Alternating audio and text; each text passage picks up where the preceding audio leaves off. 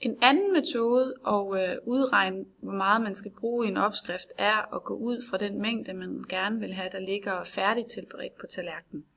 Her har jeg en opskrift på en frikadelle, og jeg har tastet tingene ind i gram, lige med undtagelse af olie og smør, som er til at stege i, og det optager ikke...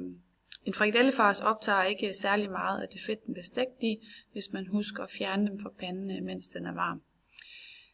I det her tilfælde ønsker jeg 125 gram på tallerkenen. Og nu ved jeg, at hakket kød og fars, det svinder 25% cirka, når det bliver stegt. Det tal kan man finde i de papirer, som jeg har lavet, og vejledning jeg har lavet, som ligger enten på fronter eller i praksis. Du kan altid spørge den lærer, du har. Så ser regnestykket således ud, at man siger, at man vil have 125 gram stegte frikadeller til at ligge på tallerkenen. Så ganger man dem med 100, fordi vi arbejder med procentregning. Det tal, du får der, det dividerer du med 75. Og jeg er kommet frem til 75 ved at sige 100 minus 25, fordi det jo svinder 25%, og vi stadigvæk arbejder med procentregning. Så det er 100 minus 25 giver 75. Så regnestykket ser sådan ud, at det er 125 ganget med 100 divideret med 75. Så får du 166,7 gram rå fars.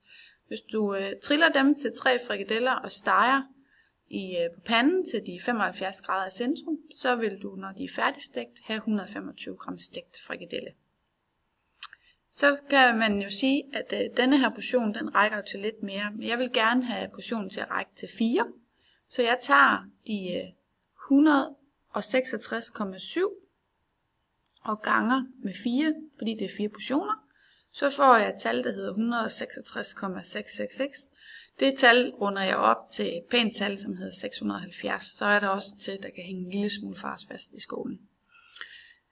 Og nu vil jeg lave opskriften om. Så markerer man opskriften, så den er blå, og trykker på bordet. Og så skriver jeg det tal, som det er lige nu. Og hernede skriver jeg det tal, jeg gerne vil have, og det var jo de 670 gram. Og beder den om at ændre det. Så gemmer jeg opskriften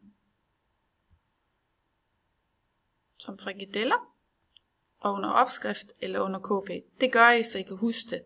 Det vigtige det er, at I vælger jeres egen server og gemmer det på, så det ikke forsvinder. Gem. Og da jeg har gemt den, så man siger ja, og så gemmer man til 4.